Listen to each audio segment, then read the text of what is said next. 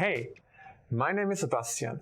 I'm project leader at EDAG, your global engineering experts. In this video, I will explain you how EDAG develops better additive manufactured products in a shorter time. Additive manufacturing is still expensive compared to high volume production like casting. Therefore, it's crucial to exploit the full potential of additive manufacturing to create added value. This is the case for EDAG Generative engineering software. We applied EDAG in pre-development projects in the automotive industry for different applications.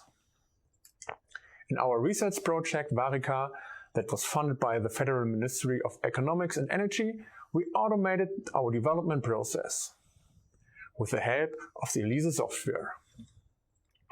The general goal of the project was to implement a networked product and production engineering using the example of multivariant vehicle body components. We first developed those structure nodes for a future battery pack with conventional tools. When we used EDAG, the initial setup of the so-called technical DNA took as long as a conventional process. But the process can now run automatically again and again. Adapted to other nodes, we so saved 50% of the development time. Moreover, the EDAG result was 40% lighter. Now we offer this generative engineering service to our customers.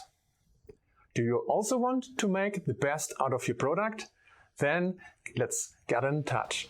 Thanks for watching.